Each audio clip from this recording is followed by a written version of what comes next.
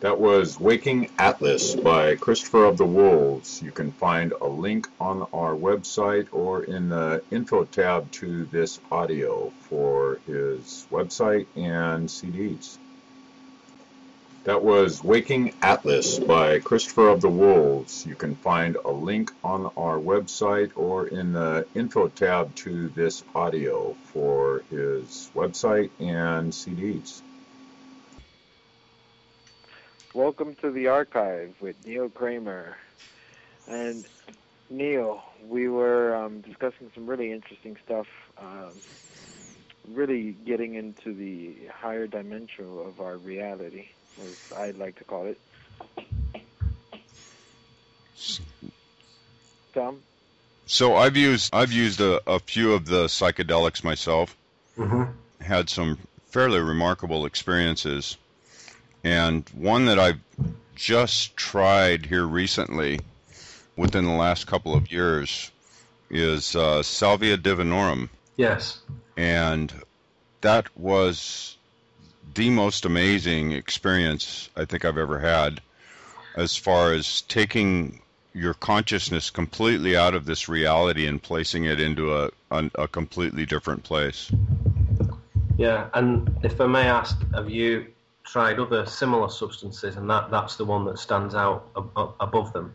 Well, I have not done any of the ayahuasca or, I've done the mushrooms and I've done the LSD stuff. But well, I mean, even with mushrooms and LSD, I mean, they're quite powerful for many people, but salvia stands out above those. Absolutely, and it was such a short acting. I mean, it only lasts for 5-7 minutes. Yeah. and then you're back. But during that 5 to 7 minutes, you're not sitting in your chair or wherever you were here in the third dimension. You are definitely into another world. Yeah, that's right. And I think it's one of the advantages of something like that. And I have worked with Salvia myself, so the people who attended the workshop that I gave at the conference will, we went into this a little bit. Again, in a 3-hour workshop, you don't have time to go in an immense amount of detail, but we did discuss the fact that with these things, it gives you that sense of what it feels like to be a multidimensional being, because not only do you get thrown from the normal accustomed realm of the 3D with your sofa and your glass of water and all the rest of it, but the place that you go into is so different and so unmapped and so strange. And for most people, that they think, well, that's amazing. But what's even more amazing is the fact that you're conscious that you're in both of them at the same time.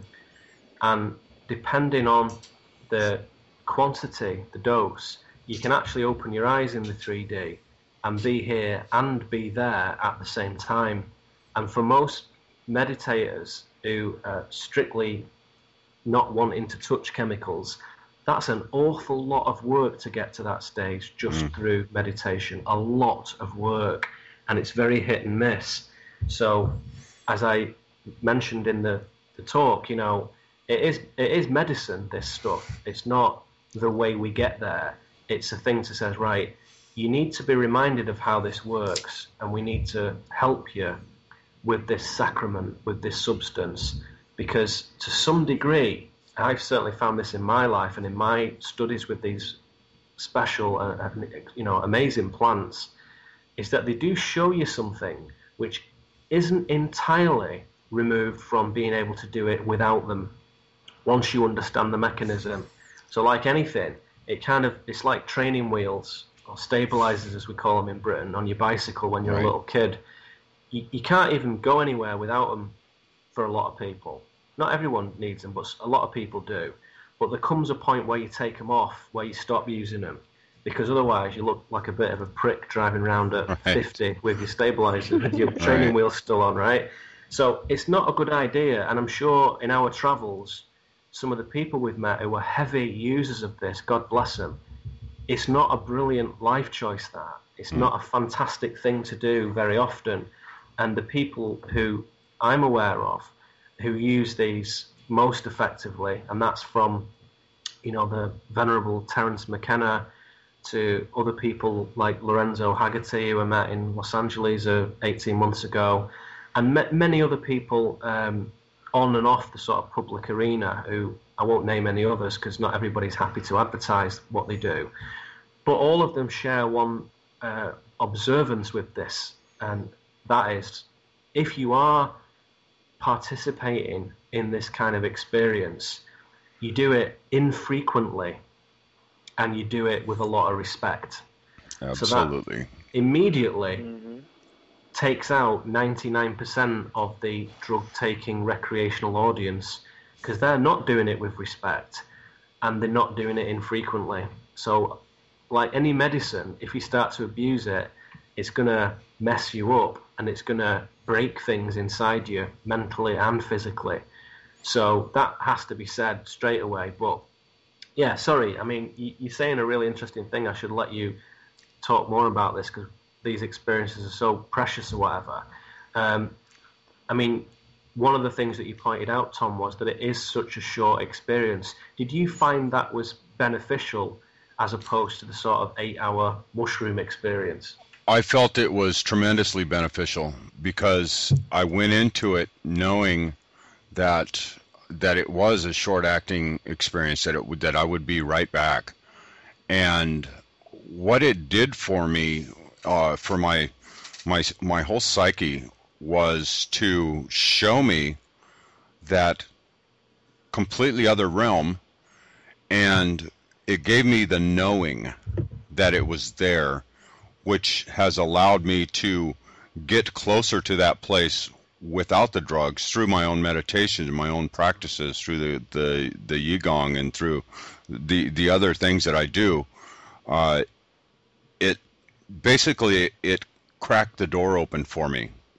So that now for me to go through that door into those places, I can locate the door first of all, and I know how to push it open now.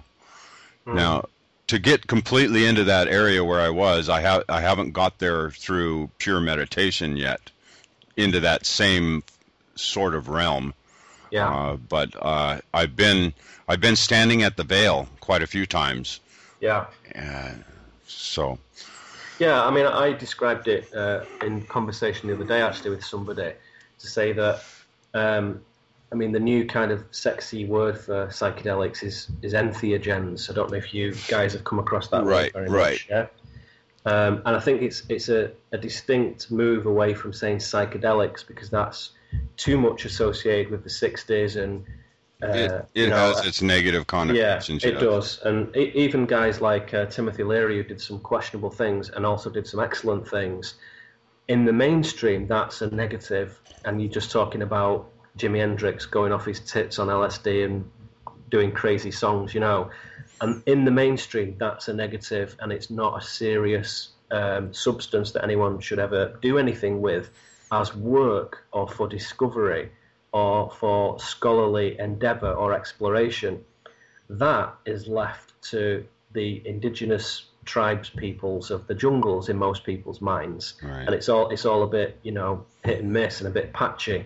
So we have to bring this conversation into contemporary circles, and it's been in contemporary circles for a long time, at least 50 years in a studied manner, and you can research that and look into it. But it's so niche, so tiny, the people who are aware of this stuff, that it's easy to forget how many people have absolutely no idea about any of these such things. I mean, salvia is a very interesting one for me. There are so many, there are literally hundreds of these substances, but salvia in particular, because it's still legal, basically, which is interesting. And it's not very recreationally a sociable thing to do. So, you know, 25-year-olds on a Friday night in somebody's apartment are not really getting a lot of benefit from this, because it essentially just knocks you out for 10 minutes and then you're back again. And if you're not doing it in a carefully laid out manner, it's not even a very pleasant experience if you don't know what you're doing. It's like, you know, anything else. If you go into the wilderness with no shoes and socks on and no, you know, knife on your belt, and you know, you're going to have a bad time. But if you equip yourself properly, you can have a stunningly brilliant time. And it's just the same. So salvia, I mean, the name Salvia divinorum is really indicating by its name, it's like diviner's sage.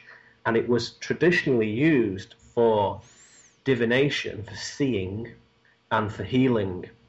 And there have been a few studies done on it about its healing properties in particular.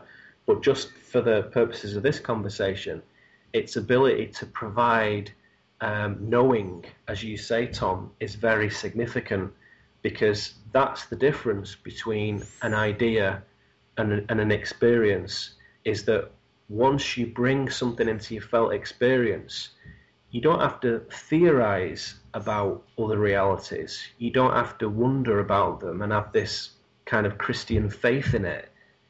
You've actually seen it, and you felt it, and you've smelt it and heard it. And it's undeniable that if you go deeply enough and you really push out, because it's always a bit weird to do that, because we've never seen such things in our normal lives, but if you really push out into that fourth density, because that's where it's showing you, the only available is the one up, in this case a fourth density.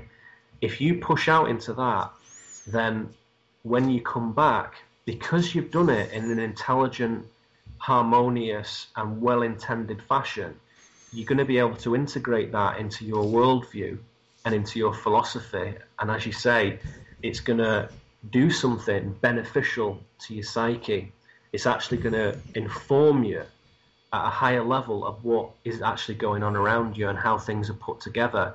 And for me, it's a very humbling experience, because it actually, rather than as some people might fear, makes you want to escape this place and just go there, it actually makes you appreciate this place even more in some ways, particularly the natural environment. I agree 100% with that. Yeah, it's funny because I was going to try the salvia, and, I went through my routine, and I have a way of asking, my higher self and my spiritual guides, and I got a direct, no at the time of trying the salvia. Yeah, I took that as you just aren't ready for that yet, Ramon. Yeah, no, I took it the same way because it reminds me of the days of college when you took a recreation and you really didn't know what you were getting into, and save yourself that bad trip. But as far as a very positive thing I got out of one time was that there was this communication with this tree, and it was more in the sense of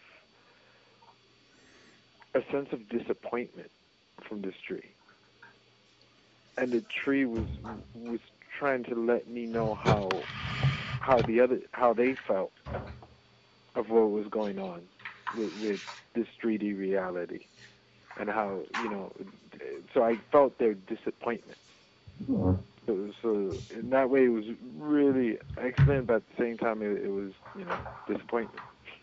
And was that one of your earlier experiences with such things? Yeah, it must have been 8. Yeah, I was 18 at the time.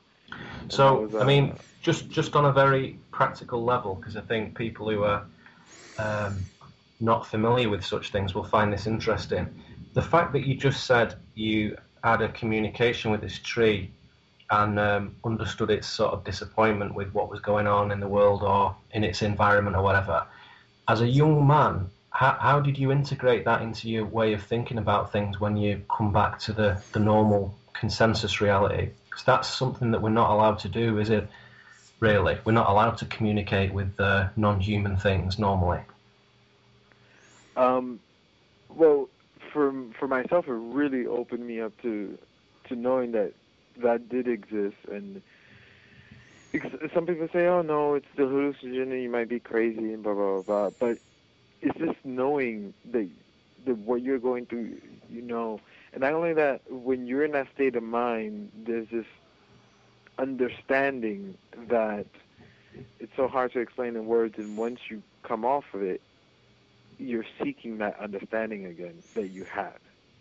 So even as a young man, you didn't have a problem with that. You were, for whatever reason, open enough to think, okay, that's interesting. That's a new development.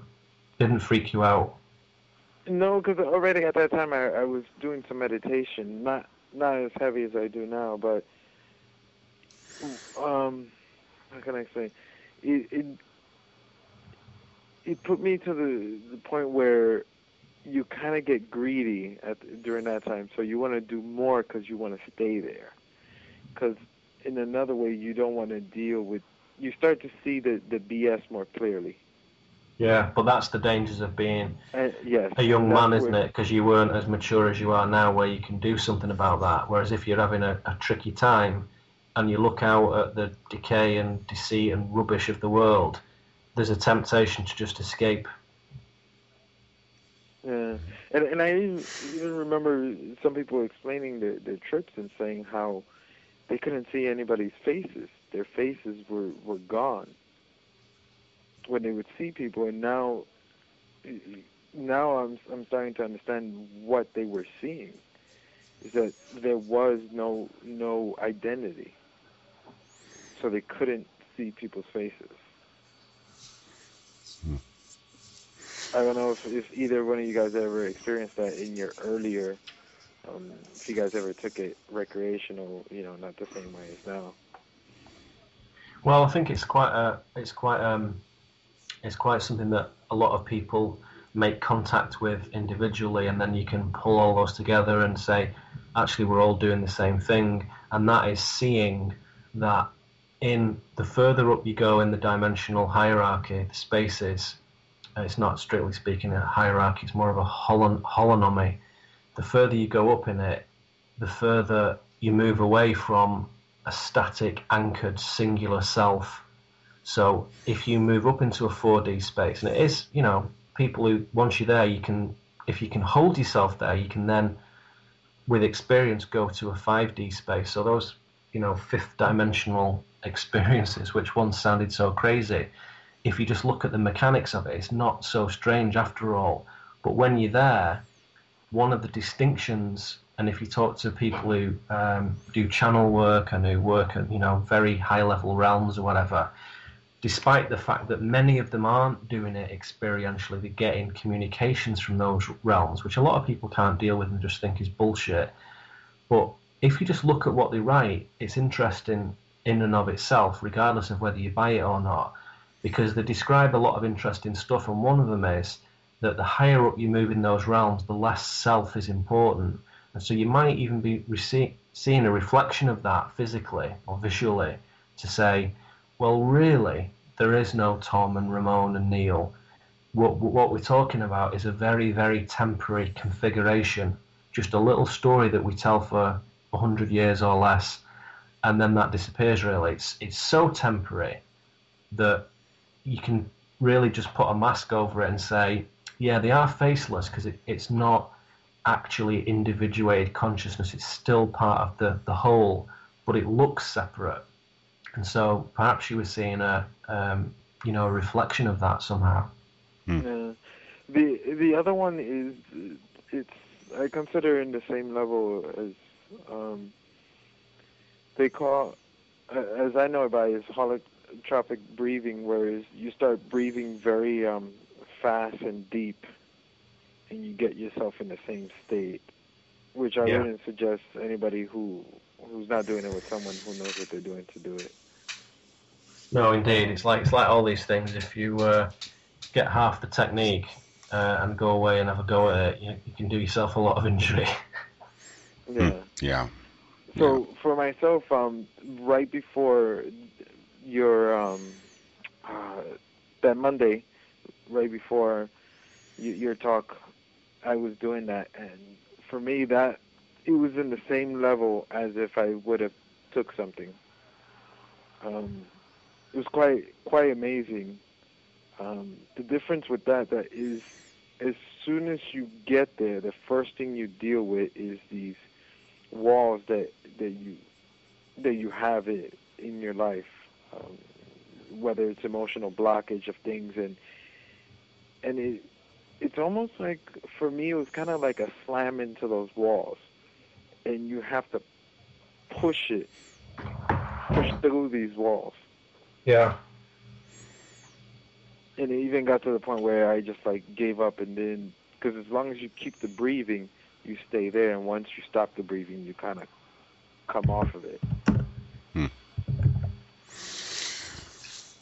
So, okay, well, I'd like to kind of go over into a little bit of the consciousness in the mind, some of the workings of the mind. Now, one question: what control does the conscious mind have over the subconscious mind, or the ego mind have over the subconscious mind? Ordinarily, very little indeed, very little. It's sort of like, you could say, if you want a way of thinking about this, and even when we're speaking about dimensions and frequencies and so on, we're talking about a way of thinking about something. And in this respect, you could say, if you imagine like a huge super tanker out on the ocean, one of those enormous, massive aircraft carrier size things or whatever, and you've got like the wheelhouse, the cabin, where the little box where the captain sits. That's the ego. The ship is the subconscious. And it's just a way that we have categorized things to say, well, you've got the conscious, the superconscious, the subconscious, the this, the that, the other. It's a way of thinking about it. It does help us understand a simple thing, though, that the bit of the mind that we're conscious of is a very small part of it, and is a very survival orientated and a very sensory orientated part of the mind. And what we do when we engage ourselves with meditation and breath work and plant medicines and so on is explore what it means to traverse that boundary and say, well, I kind of know how the ego, how the local mind works. And the ego is really associated with preservation and survival and so on. And it seems to be that it's found itself kind of falsely promoted into a place of extraordinary influence in the mind. And it's not really qualified to do that job. And so we end up with a lot of problems in the world because there's a lot of egos running things. And instead of running them from a place of growth and a place of expansion, they run it from a place of fear and a place of contraction. And you could say, when we think about the mind, knowing this helps to make sense of things. It doesn't excuse them. It doesn't mean we can just let it go, but it helps us understand what's going on. And once we do that in other people, it explains why many people behave the way they do. When we do it in ourselves, if we're choosing to walk a spiritual path and a path of unfoldment and growth and so on, it helps us understand what some of the impediments to that are. And one of them is that the ego has to be really put in its proper place. And that is a role that, ironically, the ego is much happier with, which is you alleviate it as some of its responsibilities that it wasn't very good at anyway. So it's kind of like an artist who works for, Disney, and he's a brilliant cartoonist or whatever. And he's been there a long time, and he finds himself one day being like a director, just doing meetings and spreadsheets and accounts and people managing, and he thinks, well, I know that I'm in a senior role, but it's actually not very good, because what I really want to do is the cartoons, you know what I mean? And so being demoted would actually make him happier. And it's the same thing with the ego, that the ego doesn't really want to run the ship, but it's found itself doing it. So we have to make friends with it and say, I'm not going to destroy you. And this is where I distinguish myself from some Eastern systems of thought. I think the ego is important. I think what's wrong is that it's in the wrong role. But I don't think you can exist fully and wholly as a multidimensional being, as a spiritual being and a magnificent animal, which is also what we are, without the ego, because the animals need that. The difference is that when the ego is in its proper place, it's very fluid and it's very agile and it's very much in the moment, and it's not constantly worrying about everything in the past and the future. It only does that when it's in the wrong role. So, it's really a case of understanding those different parts of ourselves. Another way of thinking about it is, if you've got one of those like yellow American school buses, who do you want driving that bus? Do you want the ego doing it, who's a bit impulsive and loses its temper really easily and is scared of stuff all the time? You don't really want that sat in the driving seat, do you, looking after everyone else? Right. Who you want in the driving seat is the mature, cool, experienced, wise person. So that is what we have to bring into our being, and that is how we have to reconfigure our mind to say there's definite roles and responsibilities here, and there's definite movements of energy that benefit us, and part of doing that is to say we don't need to deny our survival impulse, because without it, we'd never have learned that the fire burns our hand, and if we don't drink water we get dehydrated and die. We do need that little routine, that little program running inside us, but in a specific way. So that is a clear distinction between the way that the ego can falsely control the conscious mind. When you put the ego in its place, which is a lifetime's work, quite frankly. It's one of the big lessons of being a human being. It takes a long time to get there. I've never met anyone, including myself, who's completely succeeded in doing it, but it's something we strive for.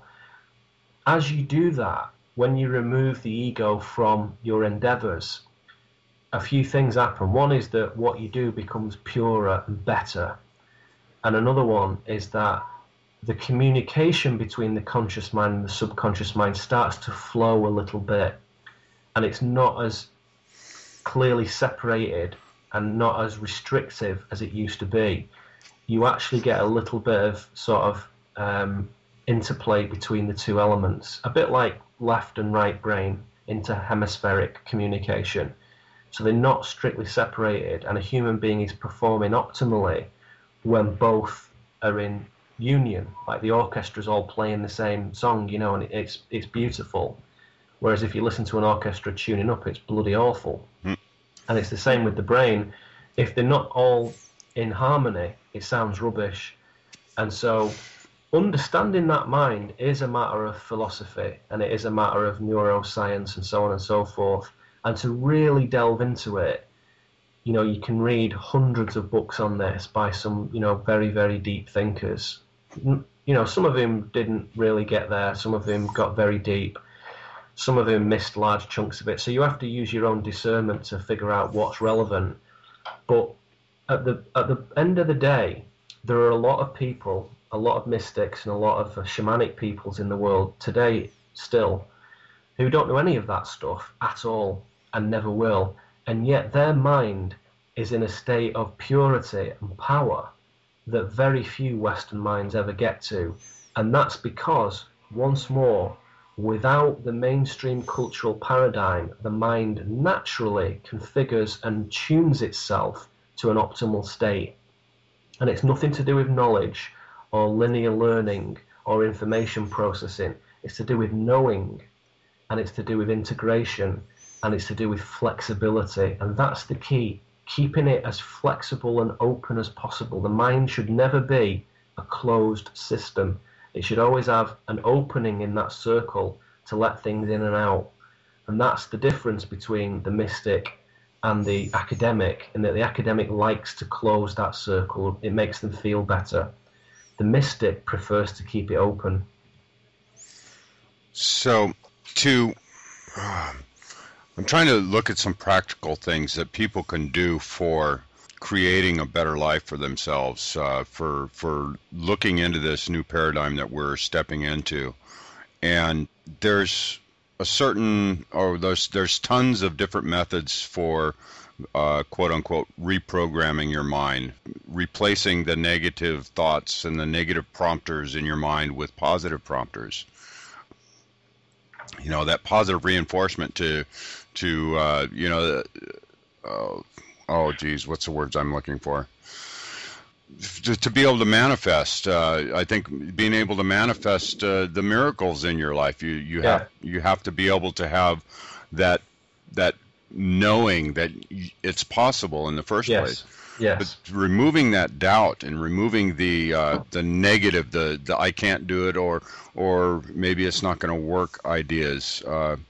You know, it seems to me like that is a crucial element that people need to adopt in their lives to be able to take these steps in a positive direction. Yeah, it is. And you know, if you want some little sound bites on this, because sometimes those mantras are useful for us.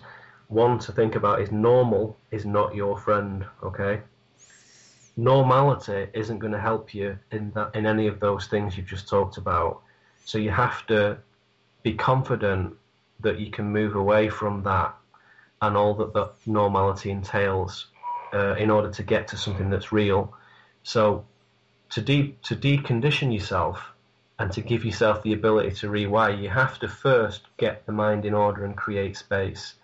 And the best way to do that is to switch off the television and, in fact, take it out of the house and detonate it in the backyard if you can, really, just so you don't change your mind afterwards. That's quite important. And for people who think, well, I like this and I like that still, I'm not going to give that up. You know, if you want to watch a program about butterflies, or you want to watch some science fiction that's pretty clever and stuff and, you know, well put together, watch it, but make it your choice. Don't watch live broadcast television. Don't watch commercials. Don't watch the news. Don't listen to the news. It's completely, totally irrelevant. If you must feel like you need to keep tabs on what's going on, get a little feed set up on your computer and just read a few little lines of text as the headlines and then get rid of it. because 9 times out of 10 it's about the same stuff: people getting killed and money. That's what the news is about usually.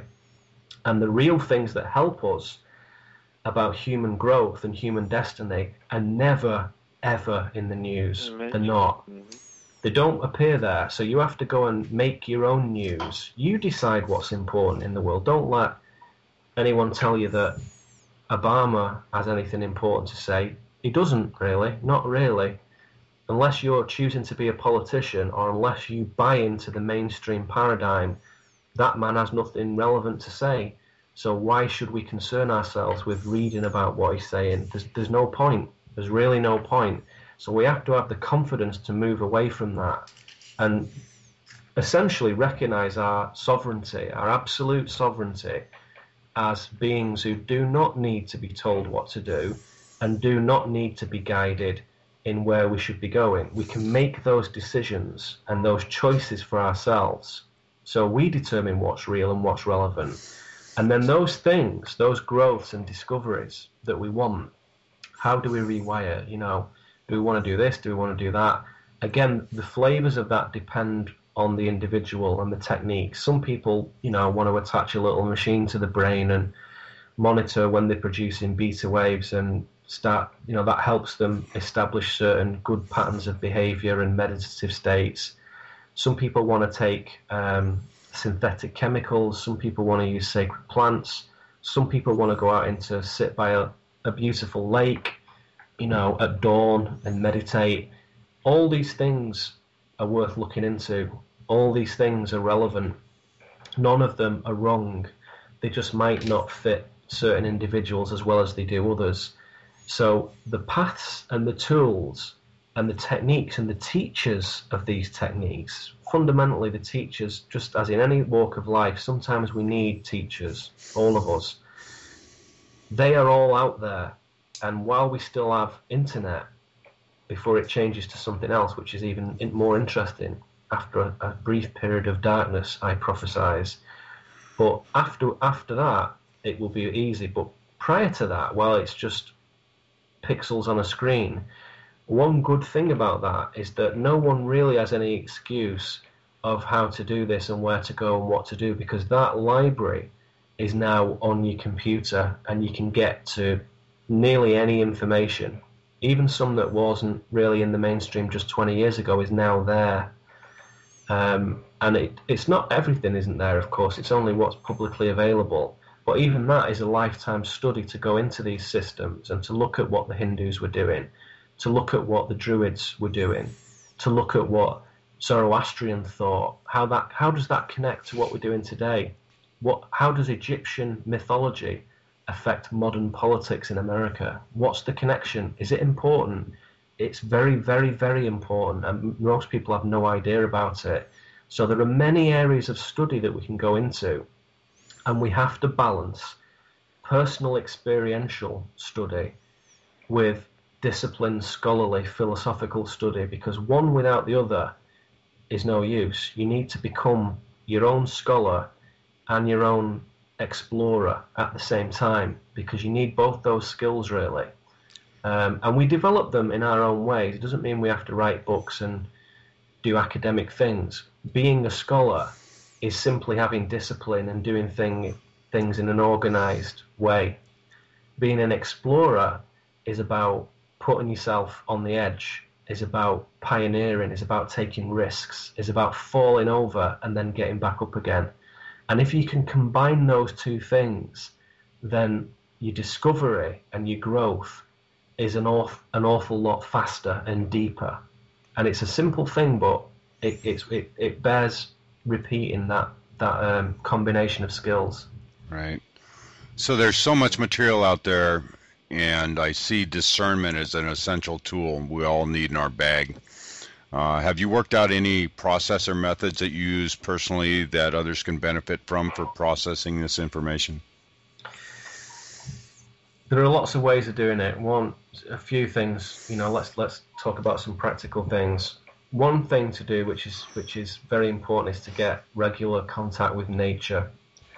And as I sometimes say, go to a place where there are no right angles. Go to a place where there's no plastic and no metal and no glass and no screens, and make that as pristine an environment as you can get where you are. So if that's a park and that's the best you can do, okay. If you can get in the car and go 2 hours to a forest, brilliant. If you have just got a little tiny backyard with some green in it and you can get a little bit of peace and quiet there, that's fine. That's fine. Do the best you can.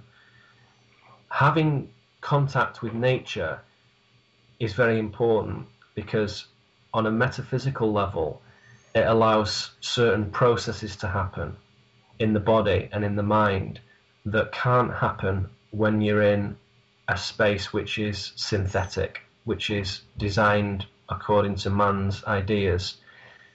Nature moves at its very core in a very organic, curved way, and it works absolutely naturally, absolutely effortlessly, encoded with this sacred geometry, with these shapes of how the universe is built. And it's very notable that those shapes are curves, essentially, and there's nothing really that's like a linear point. Everything is curved, and nothing really truly ends and begins. It all flows into each other. You know, the roots of the tree flow into the soil. The mushroom mycelium flow into the soil. You know, the clouds, the water, the ice, they're all really the same thing, just flowing in circles in a different form. Being in that environment physically, intellectually, and emotionally changes what is going on in your body and what is going on in your mind. And you might not feel it because you've not tuned yourself into it very well, or because you're not accustomed to it. But the more time you spend in it, the more one begins to appreciate that it's not just going, oh, look at the view, isn't that nice? And fresh air, it's good for us, isn't it? And oh, there's a bear. That's all very nice, but it's much more fundamental than that. It actually helps us ascend. It helps the energies move in the body.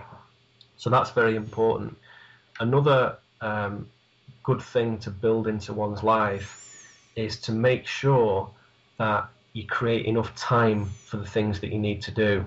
So one of the worst offenders is the man or the woman who says, I'm so busy, I haven't got time to do the things I'd really like to do. Okay? That's not acceptable unless you're married with 20 kids and you're running 3 companies. That's your choice, that you put yourself in that situation. Okay, whatever. But if you're on a spiritual path, there are always things you can do to make time. And that goes in accordance with your decisions about how you choose to live your life, what you need, what you don't need, what resources you need, how far into the future do you need to plan, what makes you feel secure. All those things, it asks big questions about yourself when you start looking at making time, because we're taught that unless you're doing productive work, you're wasting time. So creating time is all about making space for contemplation. So you don't have to fill it with playing your guitar and painting pictures and, skateboarding, through the city or whatever it is you do. You can do cool stuff like that, whatever, but just to contemplate, to be able to sit down, not with your laptop, not with a book, not with your iPod or whatever, but just to sit down and just sit there with, a cup of tea and just contemplate, think about things, think about what you're doing. What are you doing with your life? Where are you? Sometimes in a very subtle way, in a very gentle way, just wistful little thoughts that just drift by like little clouds. At other times, like big stuff, really go deep and really think about it. And again, in a natural environment, that assists that process, because on some days it goes deep and on some days it does not go deep, and that's all right. So high vibrations and low vibrations are both relevant, are both important. But if you don't make the time in your life and you don't have any space to contemplate, then everything that you do kind of falls through the sieve. It just disappears. It falls like sand through your fingers. You can't hold it because you haven't got any contemplative power. you haven't made the space and the time for your own path. And frankly, what's more important than that? Not much, really. Not much. Once we've dealt with our obligations to our friends and family and loved ones and make sure everyone's happy and everything's cool, all the rest of that time is yours. And we have to choose very, very carefully what we do with that. So sometimes, if I'm asked this question, what can we do? You think, well, you need to stand on one leg and wear a red t-shirt and put this magic pill under your tongue and jump up and down. And people want very quick fix techniques. But fundamentally, if you make space to go into nature and make time for your own contemplation of the world and your place in it, the techniques will begin to present themselves. They will begin to present themselves. And again, those are different for every different person. But we have talked about some of the techniques. Stilling the mind is very important. Meditation is a luxury for a lot of people. Everybody says the same things. I don't do it as much as I'd like to do, or I used to do it a lot, but I don't anymore. I must get back to it. Meditation, you don't have to go and sit on a cushion in a special place somewhere. You can do it anywhere, anytime. Meditation is a way of being where you're not running computer processes in your head. You're not thinking about the past. You're not thinking about the future. You go into a nice state of being where you follow the breath a little bit and you shift down a gear, you change gear. And you can do that stood in line at the grocery store, or you can do it lay in bed, or you can do it in the shower. Just for a moment, when you have a shower, stand there for a moment and just feel the water on your head running down your body, and breathe in and look around. Look at your hands. Look at what's around you. That is meditation. It's being present, and it's being conscious of being present. It's being the observer. And you can build that into everything you do. So meditation, there's no excuse for not doing it. You can do it anywhere. Yeah, especially for those of you who take public transportation. That's one of my favorite places. Yeah, me too. On the subway. Brilliant place to do it. You're in New York like me at the moment, aren't you? Yeah, but even in Tokyo and New York, I've had some amazing visions on the train. And for me, it's something about the car moving and the meditation together. Just I don't know what it is. Yeah, amazing, man. It is fascinating, and I'm glad you said that, because on the subway, into the middle of Manhattan is about a 25-30 minute trip from where I am, and I love doing it because astonishing things always happen, and I don't just mean weird things with other passengers or whatever. I mean, you can get into some really excellent places mentally if you allow that to occur. And, you've got all this noise, and, the temperature's weird, it's up and down, air conditioned, then it's too hot, then it's too cold. You've got students, black, red, white, purple, green people, all things you can imagine, in the middle of New York. And it's a phenomenal place to practice meditation, because frankly, if you can do it there, you can do it anywhere. So it's a good thing to do. One of the other things is, for me personally, I feel like it's also a bigger you're such a big benefit to the rest of humanity. Just the people who are in the car with you there. I feel, and I'm not trying to make myself sound like some messiah or anything, but just the point that you're meditating there. Yeah, because again, that's a superb point, because we don't have to be messiahs, we don't have to feel special, but when we meditate, we change the reality field around ourselves and make it more harmonic. And anyone who is in proximity to that can feel that. And if they're tuned, they benefit from that. And even if they're not tuned, they benefit from that, perhaps in a smaller way. So we've all heard these stories of meditation, the intention experiments where people get together and stuff happens. That reality field generation emitted from our consciousness is very positively affected by stilling ourselves. Because when we do that, that communication with the higher self is very smooth. So if you go into a meditative state on a a subway car with like 20 people all just messing about or reading or listening to music or chatting or whatever. If you tune in when you're doing that, you can physically change everybody's behavior in that room. And the deeper you can meditate, without looking like you're doing it, if you can be doing it very subtly, you can observe how you can change people's behavior. You can calm people down and chill them out just by you doing it. That is such an excellent point, Ramon. I'm glad you brought it up. I have experienced that. It's amazing. It's absolutely amazing. It is, and it's another one of those things where it's an experiential thing under your belt. It's not an idea. It's not something somebody's talked about. When you see it and you feel it, and I'm getting that from what you're saying, Ramon, that it's nothing to do with being special or, messianic or whatever. It's a cool thing to do for our fellow humans, isn't it? To say, okay, let me throw some juju out here and we'll all, have a nice time. Yeah. Yeah. There was somebody else who that was there that was from New York. I was shocked how many New Yorkers were up there, because usually I'm the only one. And I'm trying to remember his name. Phil. He lives in Brooklyn. He was telling me the same thing, how he's had some of the best, and I don't know. I think it has to do with something with movement and the focus, or your focus, because everybody's thought there is like, okay, what am I going to do today, or reading a book, or my wife, I hate her, or something like that.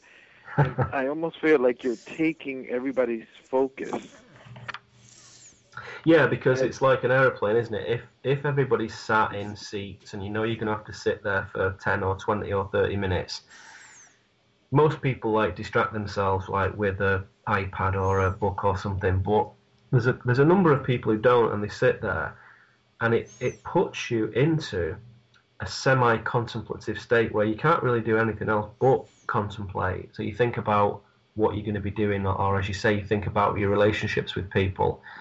So when you're meditating, because other people are obliged to do that because they're in that situation, contained in that little car or carriage or whatever on the train, then your meditative state plugs into that more readily, of course, than if they were just walking by you in the street. You'd have to be a deep, profound meditator to be able to change someone who just walked past you in the street, but there are people who can do that. But to do it in a subway, or particularly actually having done this recently on an aeroplane flying from Portland to JFK, it's like a 4 or 5 hour flight, and everybody's there on the plane and nobody's going anywhere. You can really observe a lot about humankind when they're contained in this space, and people's stuff comes up.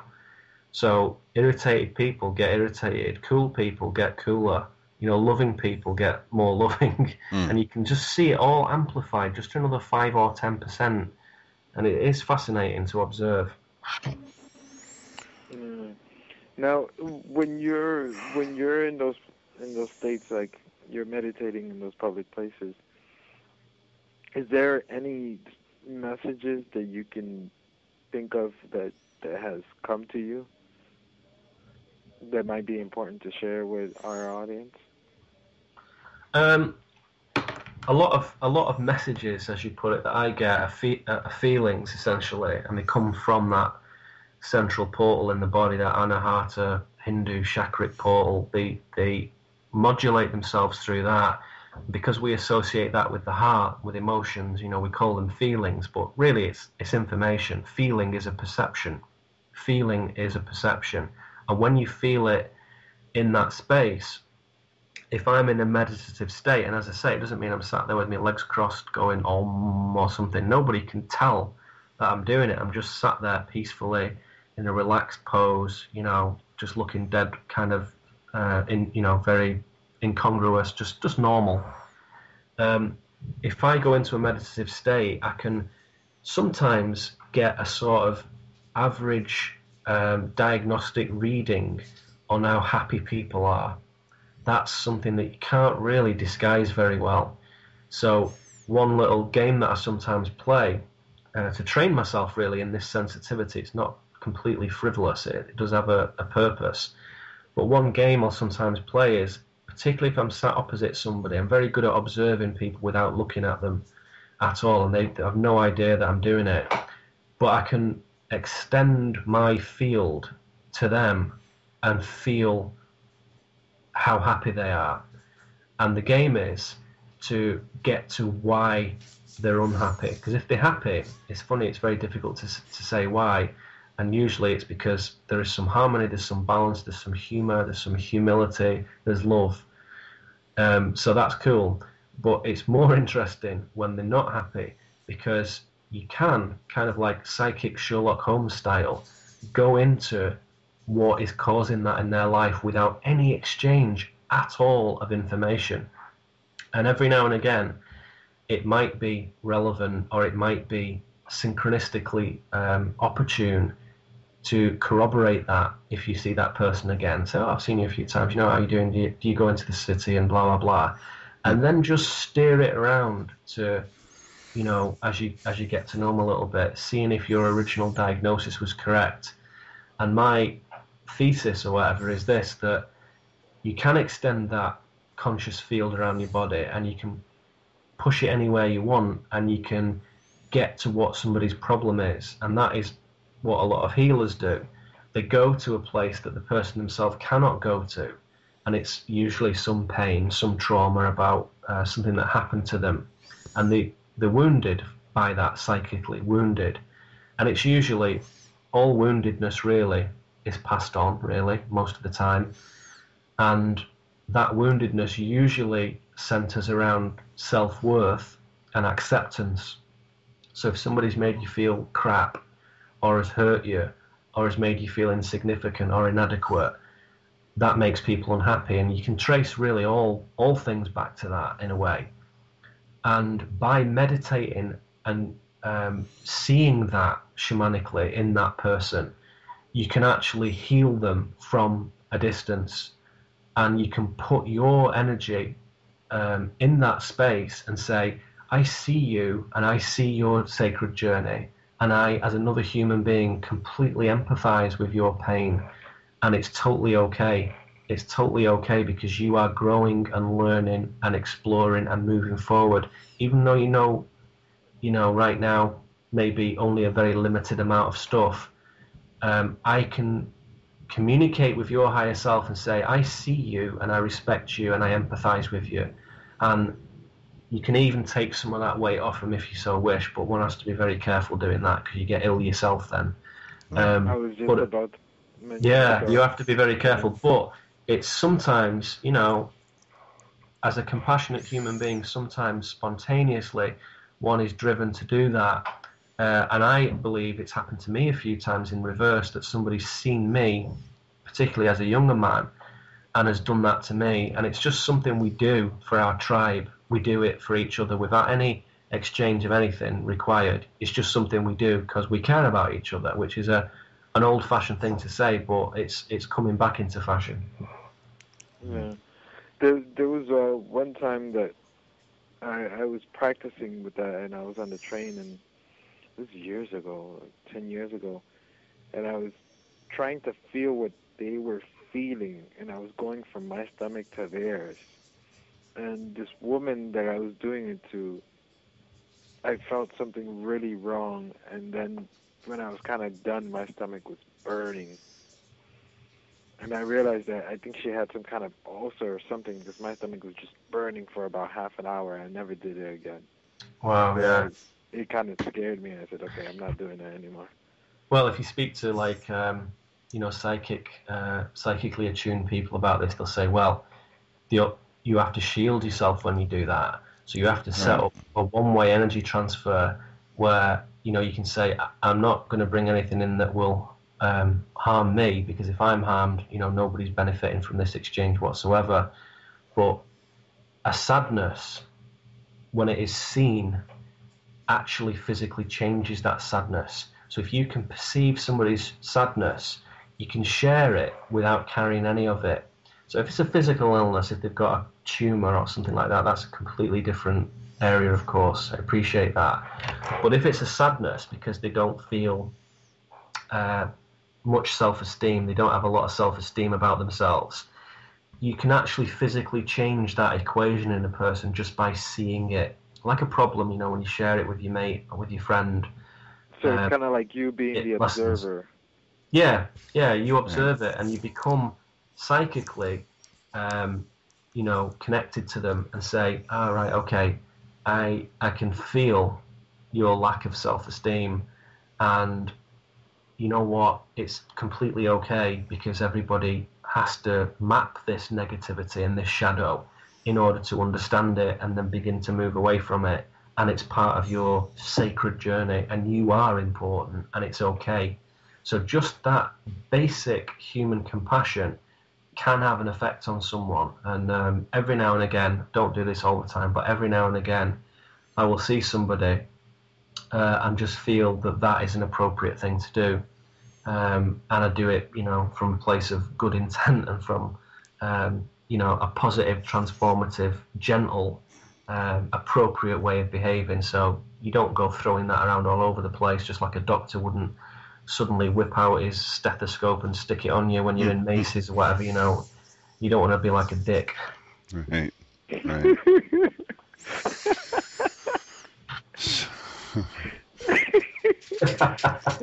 Oh, jeez. Okay, so, well, Neil, we have burned up this second hour, and have you got something you would like to leave our listeners with? Yes, I would like to leave your listeners with this thought. Simply by recognizing your own sovereignty and simply by contemplating your own multidimensional nature, you begin to establish a connection with your higher self. And from that space, you can design your life to be exactly what you want it to be. So it is a very worthwhile endeavor. Hear, hear. And your website is neilkramer.com? Correct. And you have the audio cleaver. And correct? Oh, sorry, Tom. Yeah, go ahead, Ramon. No, I was just saying you're also on Facebook. Yes, that's right. If you go to neilkramer.com, I think there's like some little icons over on the right-hand side at the top. There's like a Twitter and an RSS feed, and there's a Facebook thing on there. So obviously the nature of Facebook, it's like I think they call it a page rather than a personal page. It's a page which is about me and my work, but people can post things up there and comment and stuff. And I just keep people informed about other side things that are going on, and like I've just, you know, there's a new book coming out that I have contributed to, and conferences and so on and so forth. So yeah, there's some useful information on there. It isn't a personal Facebook page where, you know, tell people what I had for dinner last night. Okay, well, we'd like to get you back on as soon as your book comes out. And yeah, cool. I'd love to. Yeah. Yeah, that would be fantastic. Thoroughly enjoyed speaking with you. Brilliant. I enjoyed it too. Thanks, guys. I appreciate your time. Yes. Yeah, and thank you for being so patient with the microphone and stuff. Oh, that's all right. These things are sent to test us, aren't they? Apparently. Yeah. Okay, everybody. Well, thanks for listening, and we'll keep pumping out the information and try bringing fantastic guests like Neil Kramer onto the show more often. So, namaste, and condemnation without investigation is the height of ignorance. Love you all. Have a good night.